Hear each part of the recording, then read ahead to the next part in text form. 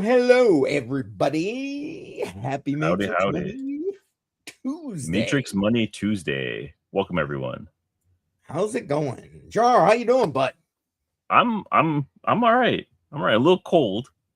We had a dip in the weather over here, but I'm good. How about yourself? I'll tell you what, speaking of dip in the weather, the forecast, they said there is a slight chance of snow, and I just started swearing. Just hit the power button. You don't want to hear that anymore. It's like, no, it's almost May, and you're talking about snow. Get out of here. But we had snow on the weekend here. It it didn't accumulate, but it fell, and then it melted when it hit the ground. But that was depressing enough to see on its own. I can't understand why that would be, Jar. Good Lord. Oh, God. Well, let's hope that we don't excuse me, have to deal with any more of that. No, let's till we get to the winter. No rush with that, by the way. Yeah. All right. No rush at all. How's everybody doing tonight? Throw your comments and hellos and all that kind of stuff in the chat. Appreciate everybody being here. Hey, Alexander Padilla. Welcome, man. Haven't seen you in a hot minute. Good to see you. Good to see you.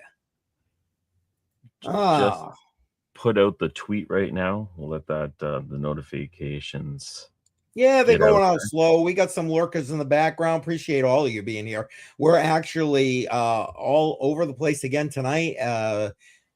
3 channels on X, 3 channels on YouTube, Patreon, Facebook, and Odyssey.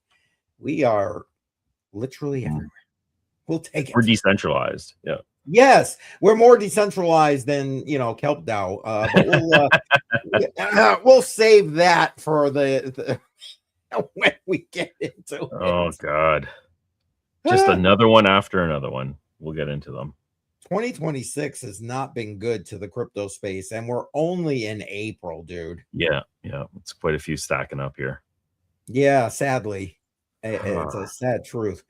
Well, I mean, I don't know, Jar. What do you say? You want to jump in and let's do it? Yeah, let's. We're talking about Kelp. Let's bring up Kelp right now. I'll pop that up on the screen over here, and we have a new winner for the biggest exploit for 2026. Congratulations, Kelp DAO. You are #1 for 2026 with a $292 million drain. So what Kelp DAO is, it's a liquid restaking protocol that takes users' deposited ETH and reroutes it through the engine layer and allows them to earn additional yield. So you're earning yield on top of yield. That's why it's such an attractive thing to do. Attackers exploited Kelp's DAO LayerZero bridge and drained 116,500 RS ETH, which equals to approximately $292 million, or 18% of their circulating supply, which is a huge amount, and it brings them into the #1 spot for exploits in 2026. I was going to say, at least so far. So far. Yeah. Because the way things are going, my goodness.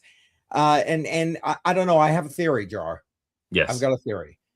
My theory is this is all with the help, and increasingly with the help of AI.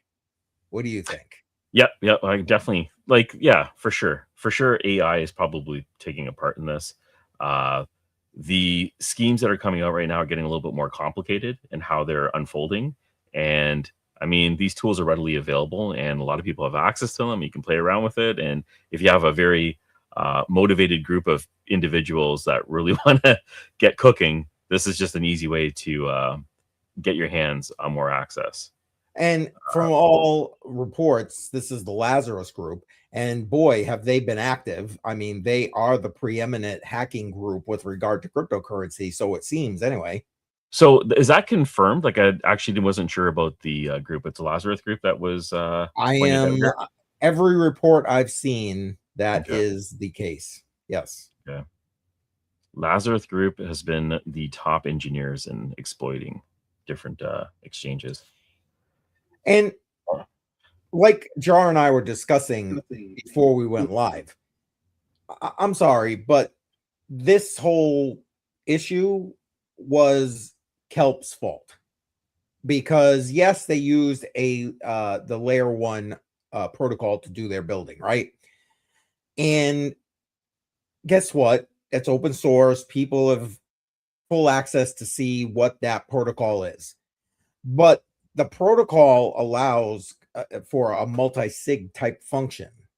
And I mean, adequate security to me in the DeFi space would be something like a 3 of 5 multi-sig option. At Right. least. At least. Well, multi-sig stands for multiple signatures, right? That would be the key aspect. Yes. In this case, it wasn't multiple signatures. Yeah, no, because they used a 1 of 1. 1 of 1. How can you say you are in the decentralized finance space and use 1 of 1 as your security? Right. Single point of failure. This is definitely not decentralized. This is, and Alexander points it exactly. There it is. Signal signature. There goes the downfall. Exactly. Yeah. So I mean, this could have been prevented, like a lot of them.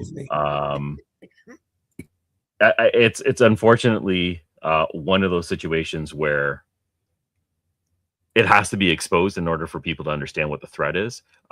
Due diligence now is going to be on the user's end when they're trying to find the proper path for staking. Now, Ethereum in general, quite a few different platforms were also involved. I'm just trying to see if I can find the list of them over here, because it wasn't just. Let me just see if I can bring out who. There's about 20 different networks that were involved with deploying RS ETH.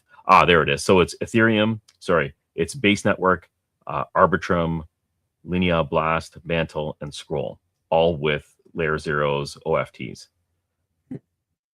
Yeah, it's it basically left a lot of DeFi exchanges and protocols in the lurch. Honestly, I think they're all still in the lurch at this point. And Aave, and I'm mentioning Aave because I can see that Andy is in the house, and I know she loves Aave. Welcome, by the way. Hopefully And she's like, yeah, you're right. Of course they do. And not only are they using their bots to go ahead and look for these things and find these exploits, but then they're using bots to create the actual exploit. So, I mean, and why wouldn't they, quite frankly? And Kevin Hawthorne, I see you sliding in there. Welcome, man. Welcome, Kevin. What's this? Failures are part of success. Well, sure. But like, you know, it's one thing when it's your money. Another thing when it's everyone else's, I guess. Yeah.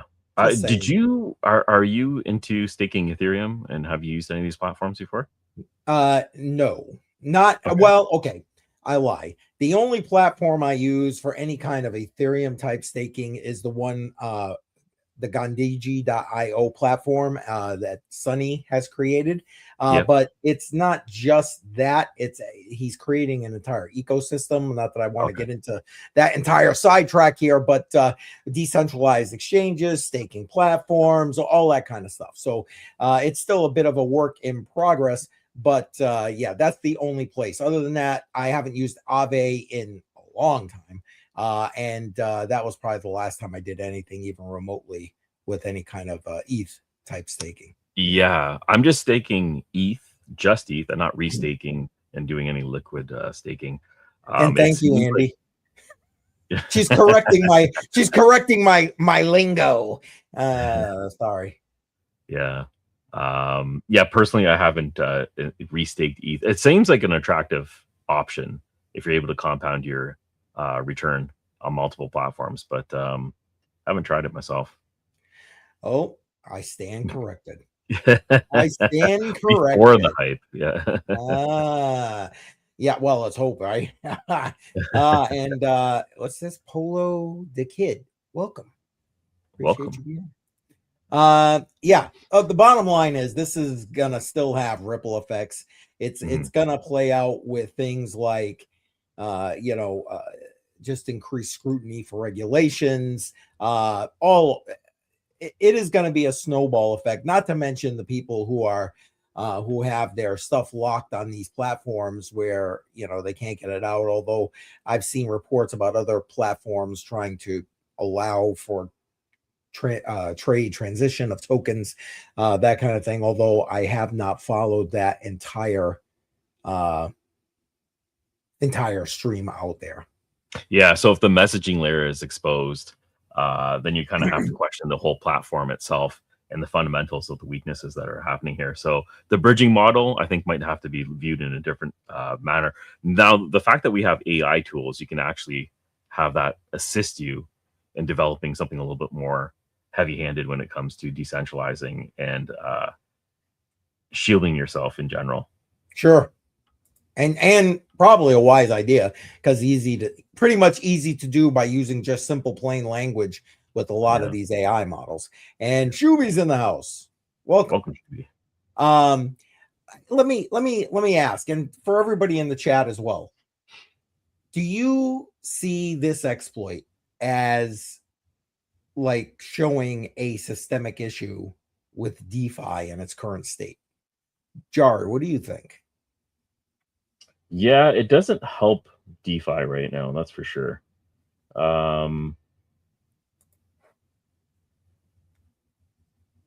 Yeah, like when we're looking at everything that's lining up right now when it comes to legislation that's being passed through and protecting the end user, I think a lot of regulation would help in this type of scenario, but there's obviously a lot more work that needs to be done. Well, I mean, when I talked about the regulatory scrutiny, I just figure I was kind of focusing that on they might try to focus it on the DeFi space, but DeFi built properly, regulations pretty much useless. And that to me is the problem. Is this DeFi built properly? And No. I'm well, but here's the thing. I agree, but I think it could have been built properly, because the layer 1 protocol allowed for better security. They just chose not to utilize it. Yeah, that's actually definitely the point of weakness. So there wasn't the actual layer 1 itself. It was the way it was implemented. So better implementation would avoid this issue. Having multi-sig, like real multi-sig, would be another layer. Some obvious things. But then you trying to wonder how many people are actually running this actual program. And how was it introduced in the first place? A lot of things are exposed just in the white papers and the trails that happen when you're trying to implement it and onboard users. So I'm trying to figure out how this part was missed, just in general. That's a great question. I don't know. Maybe it wasn't. Isn't, well, it's not a small amount of money that was taken. I mean, we've got some pretty big investors that jumped on this, right? Well, sure. But up until this, there's been no issue with this bridge and protocol, right? I mean, and that's kind of my point about when I asked about, what do you think? Is this AI involved with this exploit? And where, even 6 months ago, that may have been an issue.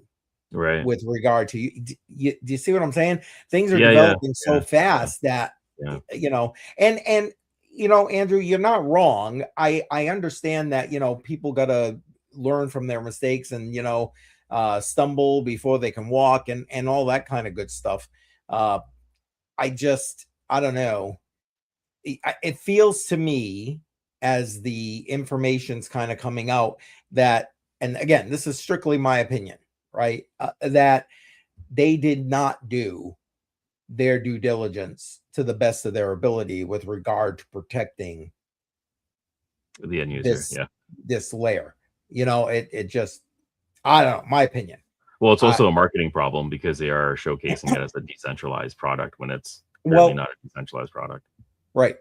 Right. And unfortunately, like I said, it's going, we've seen that it's already adversely affecting the DeFi space. But I still think DeFi is the way to go. Hopefully this helps us to solidify things, because the centralized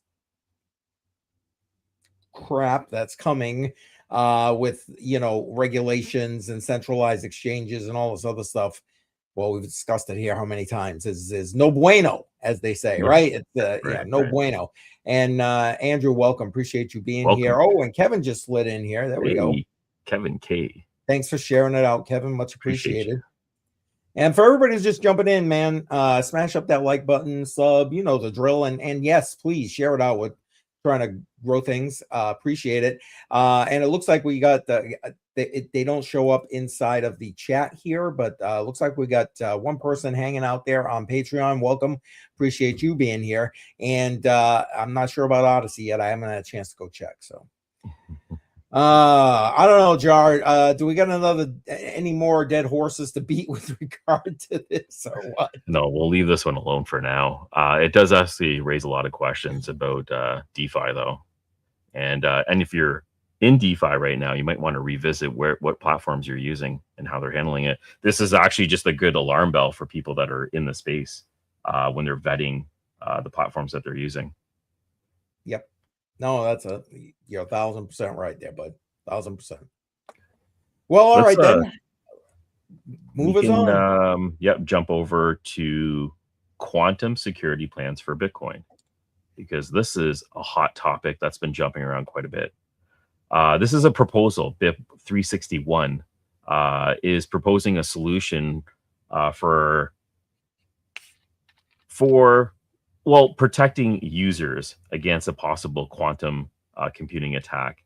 It's been pretty controversial because there is a possibility, if this is implemented, where coins after a period of time might actually get frozen and unusable. So there's a lot of back and forth going on this right now. What's your thoughts on BIP-361? Because I think you have an opinion here. Well, I let's put it this way. I did, although again, I'm always open to the fact that explain it to me better. I'm a simple man.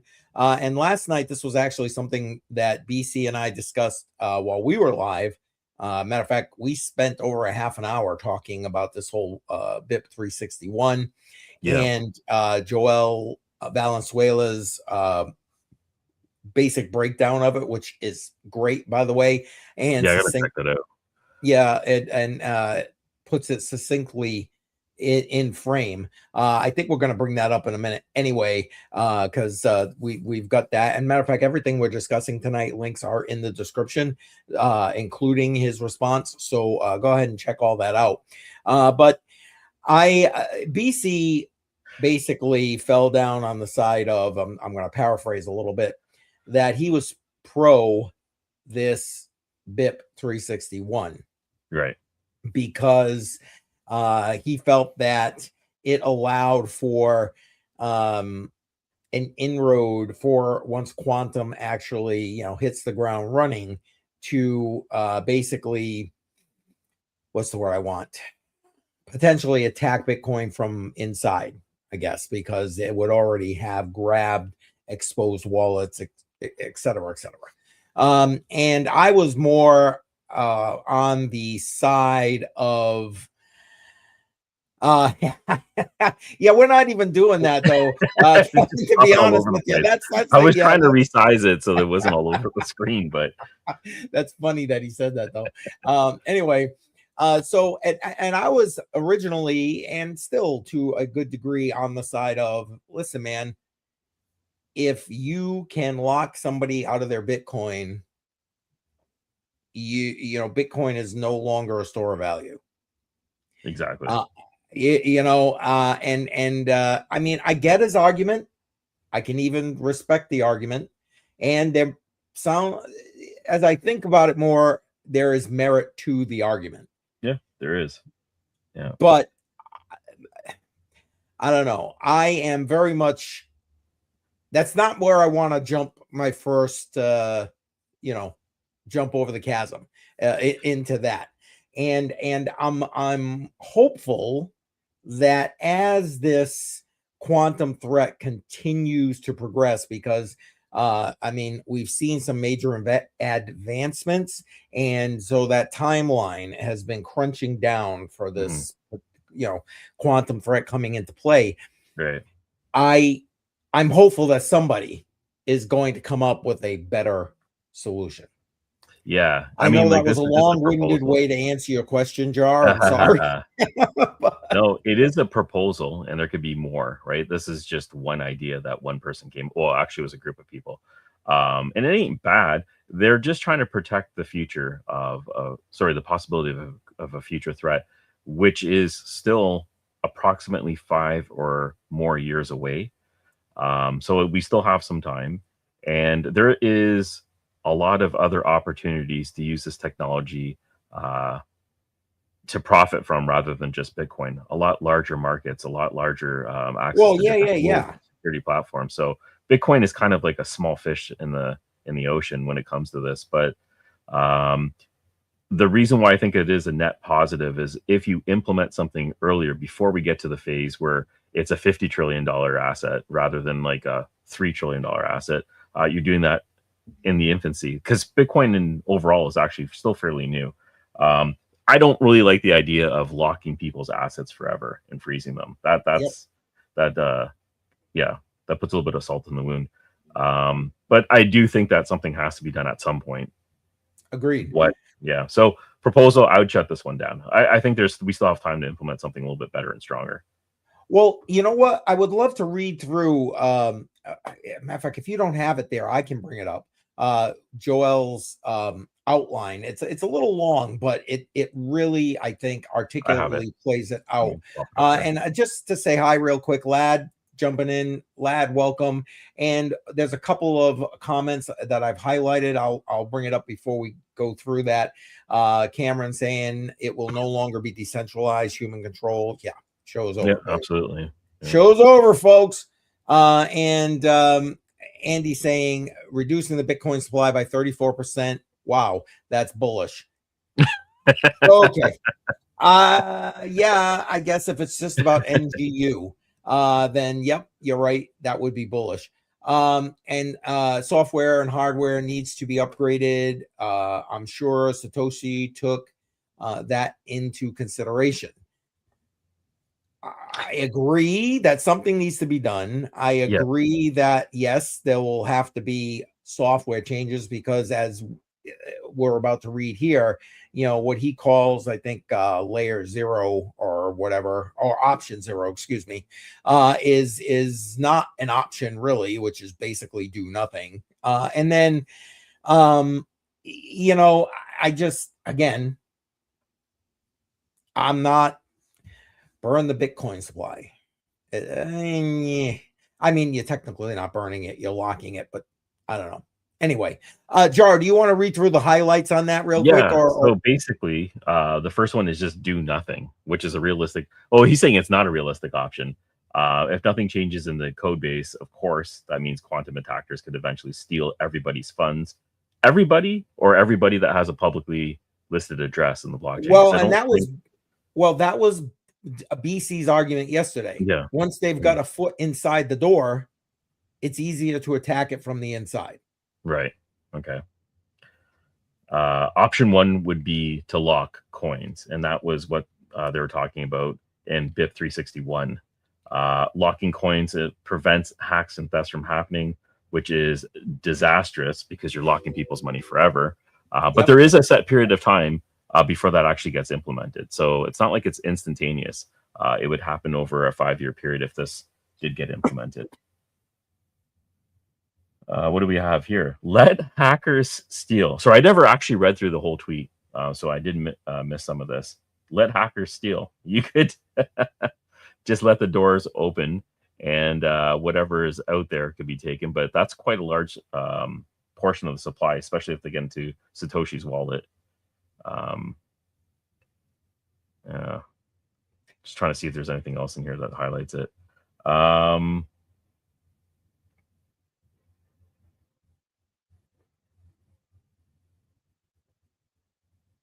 And Andy, to answer your question, I started watching it. I'm not gonna lie, I never did finish it. So the answer I'll say is no, because I can't even speak to the entire thing intelligently. Look,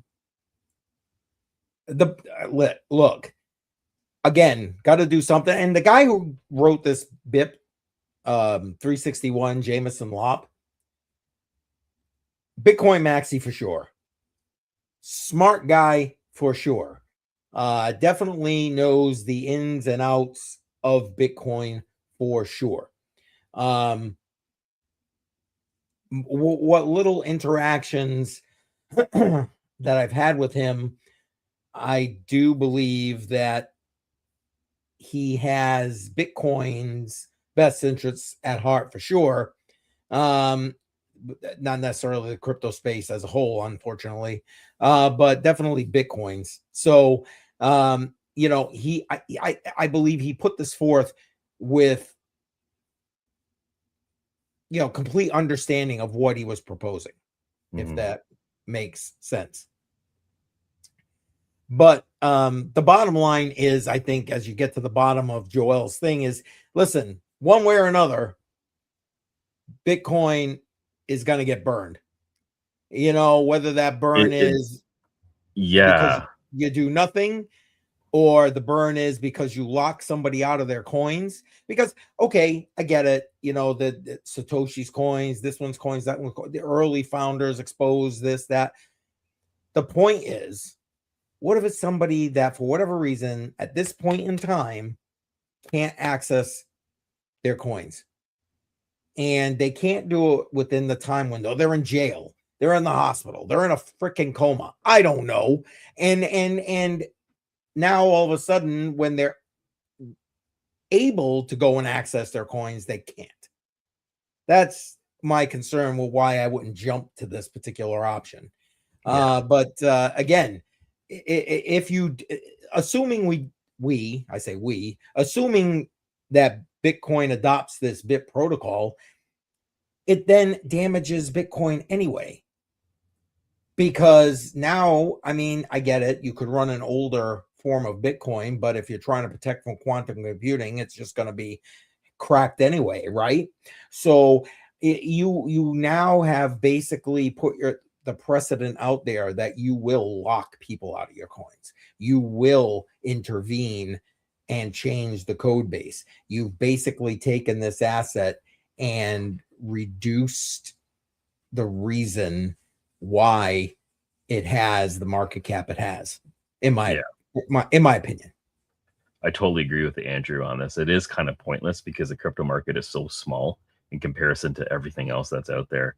And it's like, they're going to be going after banks. If they have this technology, they're going to go where the real money is 100% before they actually go after Bitcoin, right? Yeah, absolutely. But listen, eventually they're going to get to crypto.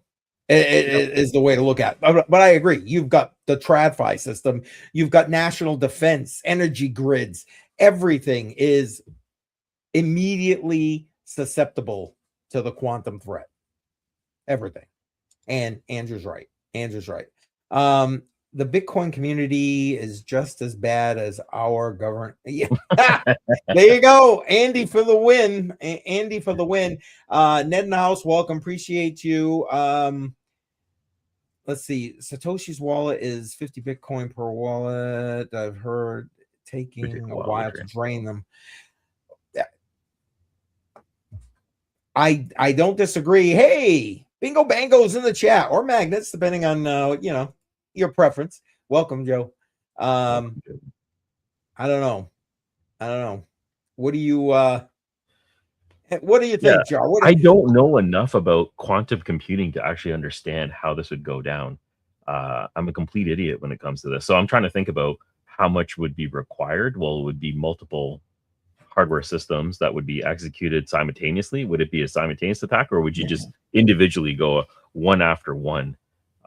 It really depends on how crafty they are, right?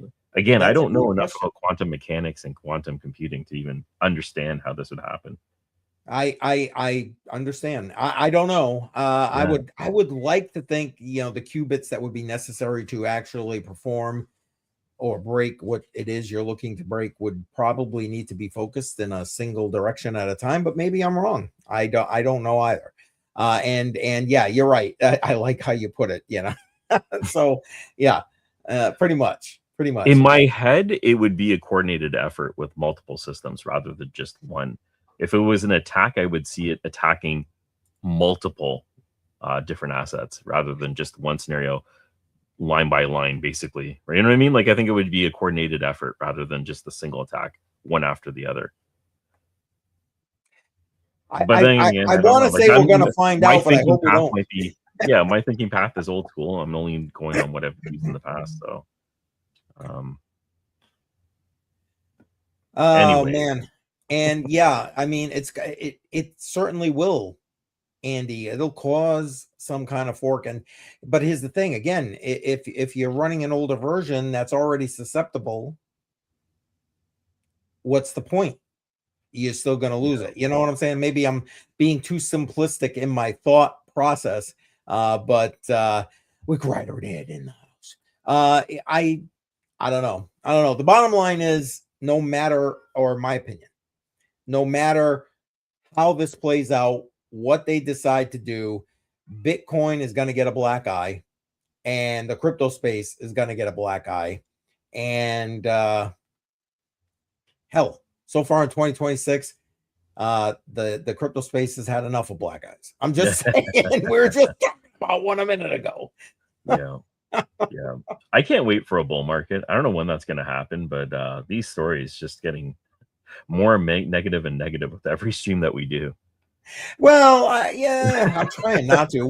Hey, listen, we can't do anything about it. It is what it is, right? It is what it is. And now, Andy, just to the point, I was mentioning this last night when I was talking about this. Those things already exist. Chips that run in or near room temperature already exist. It's a matter of how many qubits of I don't know how to word that exactly, that you're able to utilize. Like that doesn't even, I can't even understand what you mean. That's the problem. I need when it comes to, we had Yeti on here. Yes, Yeti, and now listen, I am, yeah. He explained this very thing, and they just came out with their chip. Was it Google just came out with theirs, and somebody else just came out with theirs. All chips that operate in room temperature or near room temperature. So because the biggest problem was, or one of the biggest problems was, cooling a quantum computer, right? Right. That problem is pretty much off the table at this point. So hence the reduction in time. I mean, early estimates of this being a true problem are like 2028. Wow. Really? Yes. Okay. And if things, whether it's technology or whatever, doesn't progress fast enough, the latter estimates are, like you were saying, 5 years from now. Right. Most people are saying 5 years, but I can see it actually, the window getting closer as things advance. Yep. 2028 is pretty short. It's pretty scary. It surely is a very short window of opportunity. Yeah. I mean, absolutely is. Absolutely. Every time we do these streams, I'm just thinking about exiting crypto and just buying some precious metals and just sitting on it, because what else are you going to do? Oh, here's something else to brighten the day. If you have a hardware wallet, I can pop this one up. Ledger scams. You ready for this? Why not? Let's move on. Well, keep the crap coming. Yeah. This was very interesting. This? Let me see if I can make that bigger. Wow. Counterfeit wallets are hitting the market. This is a fake Ledger Nano S Plus next to a real one. And they're virtually the same thing, but one's been compromised. I didn't even think of this scenario before, but it totally makes sense to counterfeit hardware wallets and sell them online. You build in your own software, people enter in their own, they generate their own seed phrase, which somehow you'd get access to that if it's a compromised device, and just at will drain wallets around the world. So a new thing that we all have to be vigilant with. The number one way to protect yourself against a counterfeit hardware device was just to buy directly from the manufacturer and get it sealed by the manufacturer. When you open it up directly from that source, you can at least be sure that it is a real hardware device. But these are out circulating on eBay, secondary markets, and it seems to be becoming quite common now. And in my opinion, you know what makes this even more of a potential threat is that you've got the legitimate manufacturers actually partnering with some retailers to get the physical devices into retail stores. So now it's like, wait, what one's real? I don't know. It just... Yeah, no, it's going to get confusing because for mass adoption, you would want it to be at your local, I don't know, Walmart, for example. You would want it to be somewhere that in your neighborhood. So partnerships are big for mass adoption. However, partnerships can also be deadly to your business. If you have someone in the middle. Vector. Yeah, exactly. You have someone in the middle that could swap out the devices for a fake one, and then all of a sudden, all your life savings are compromised. For now, Jar hit the nail on the proverbial head.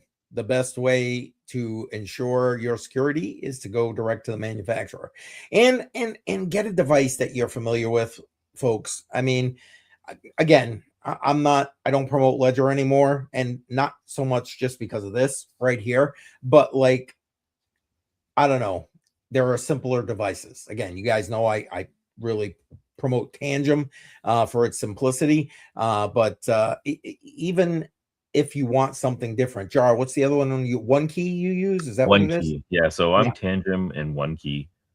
Always evaluating other hardware wallets, but when it comes to ease of use, I don't think you can beat Tangem right now. They seem to be number one. And their security. I mean, let's be honest right now. You know what I'm saying? Yeah. When it comes to security, there's quite a few competitors that are out there that offer similar layers of security. Sure. Ease of use is why I think Tangem would be near the top. Yeah. Definitely. When it just comes to somebody that's new to the space and they still want to keep their crypto secure and they're looking at a hardware wallet, that would probably be the path of least resistance. This sucks. This definitely sucks, though. Oh, I think you went on mute. I can't hear you.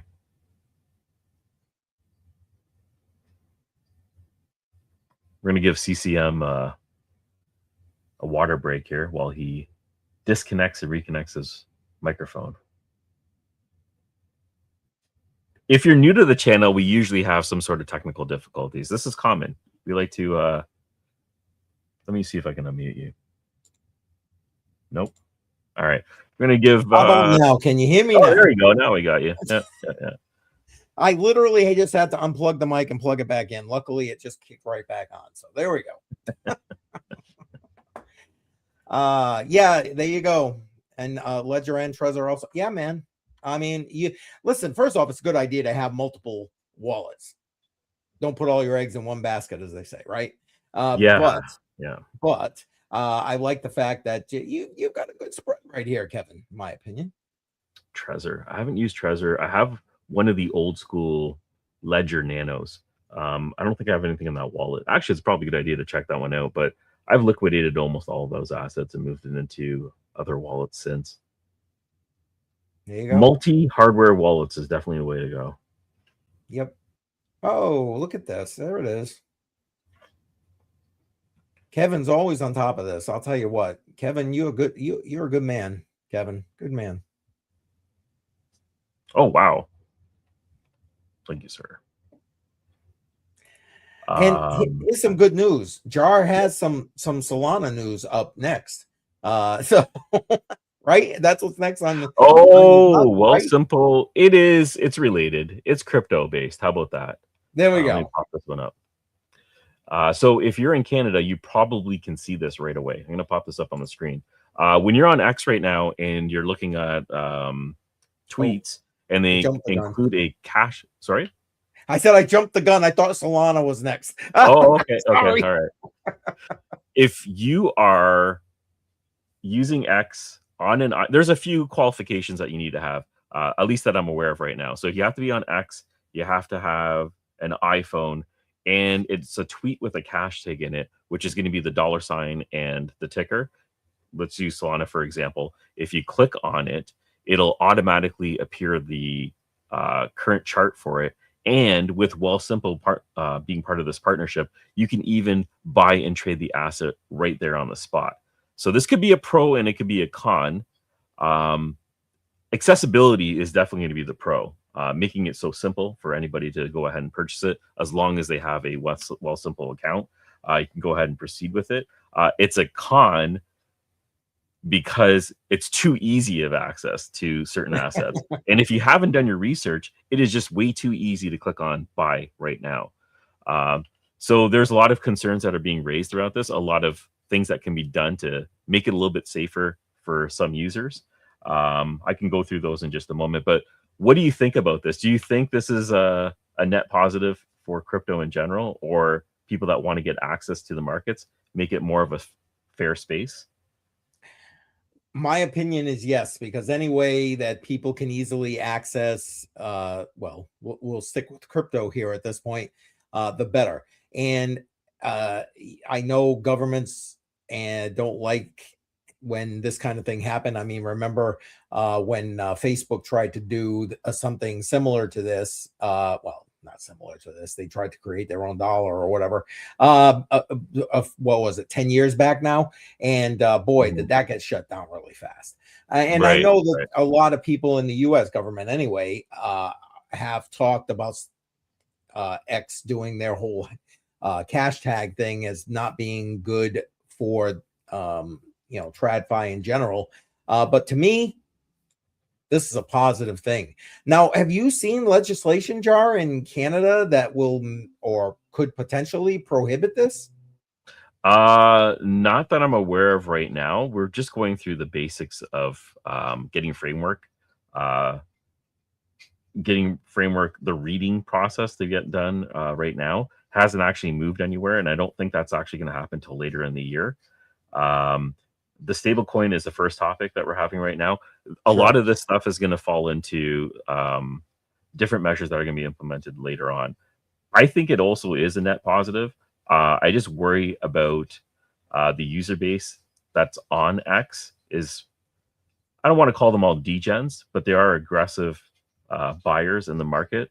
And there's a lot of hype cycles that go through it. And I could sort of see this, how it's going wrong pretty quickly. As long as you're investing within your means, whatever that is, in most cases, this is a good thing. Yeah, to me, people, I subscribe to you should have access. You doing your own due diligence to make sure you understand your level of access, well, that's on you. I shouldn't get my access taken away because you're an idiot. That's the way I look at it. Sorry. Right. Kind of like pull up your grown-up pants. And exactly. Yeah, exactly. No, I totally agree with that. We're coddling people quite a bit just in general. So this would be a bigger step to independence, if you want to call it that. Yes. Yeah. However, on the flip side, if you know the personality of a lot of people out there, you can see this going horribly wrong very quickly. No argument, man. In my head, I'm just trying to think of the opposite way this could spill over. But only time will tell, So when you sign up for a platform that deals with crypto, a lot of the questions that you get asked as you sign up is your risk tolerance. And I think that's a great way to start off anybody that's trying to register with an account with Wealthsimple, is honestly answer these questions. And if your risk tolerance is not there, maybe this is just not the feature that you need right now. I'm with you. I'm just laughing because I'm thinking to myself, remember, Jar, you've been around long enough to remember when back in the day when you used to sign up for a Coinbase account or whatever other exchange account, they didn't even ask. They just wanted to know who you were and like, here you go, have fun, go, spend all kinds of money with us. And that was it. now they are doing, like you just said, they're asking you, okay, what's your risk tolerance? What's your income? Blah, blah, blah. They're asking all these things, which I guess is nice. Well, this is the thing. Is it a questionnaire, or are they actually going to do something about it? Because when I was filling it out, and I tried it in 2 different ways, I answered honestly, and one I answered like a degen. And regardless of how I answered it, I was still allowed access to the platform and trade however I wanted.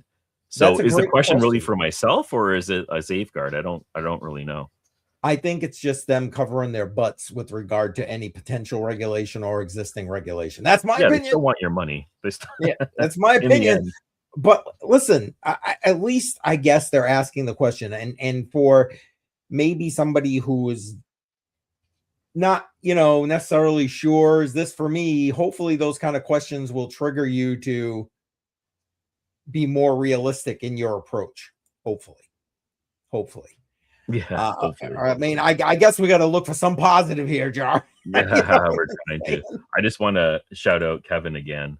Thank you. Yeah, absolutely. He's a good supporter. And RD Tyndall in the house. Welcome. RD Tyndall is in the house. I've been talking to him on X quite a bit, and I think he's exiting the SKR token entirely. Oh, now do you have a seeker update for us in a little bit here? Yeah, I'm actually going to be. I think I'm going to be doing my stream tomorrow, Wednesday at 1:30 p.m. I have a few things to talk about, and it's kind of what RT Tyndall has done and the volatility that might be coming forward with Seeker token. So I'm going to be talking about that because I think there's going to be some waves coming over the next few weeks. Sweet. Looking into that. But speaking of Seeker, Solana has just crossed a new milestone. I'm going to pop this up, and this is what you were talking about a little bit earlier. Yeah, sorry, I jumped the gun a little bit there. No. So in Q1 of this year, they crossed, excuse me, $1.1 trillion of cash flow that went in and out of the network. Now, this is something that took an entire year to do last year, and they successfully did this in 1 quarter. And they're talking about this actually trending upwards to doing this monthly, which is incredible. But that also just shows how much liquidity is now on Solana and how many platforms are now accessing it, and the introduction of XRP, which is now added to Solana as well. So there's quite a few things that are driving this forward. I know you're not the biggest fan of the network. I am. Yeah. What? Just because of what they're doing. They're pushing things forward. Maybe not in the best possible way, but they're pushing access, innovation, and a whole bunch of things. Even hardware is coming towards this platform as well. So I think this is a net positive. I'm happy to see it. Well, I mean, I guess I agree with you if they're all legit transactions. And I say that after how many reports of basically false transactions have been laid at their feet. Yes. So that's a really good point. I don't know.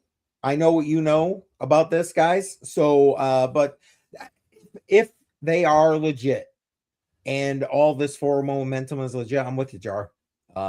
Good, and good.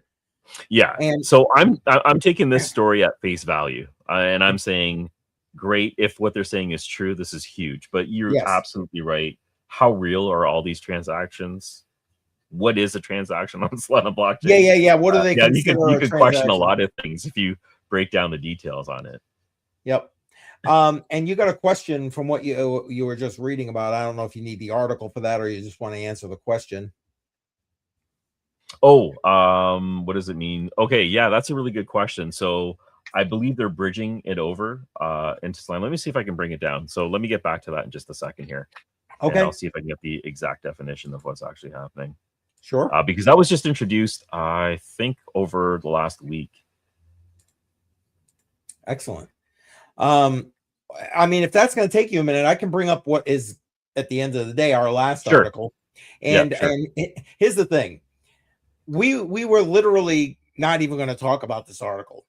But we laughed so much, we decided that this would be probably a good way to end the stream, because to us it was kind of like, well, duh, you know. So hopefully you find the same level of duh humor in it that we did. And the headline says most of it right here. Citibank, Citi, it says, which is Citibank, right? Says mixing Bitcoin with gold can boost your portfolio performance. Again, well, duh. You know what I'm saying? But for it's like, did I really need Citibank to tell us this? And right here, Citi analyst says holding both gold and Bitcoin can improve your portfolio performance as compared with traditional bond and equity mixes. Again, duh.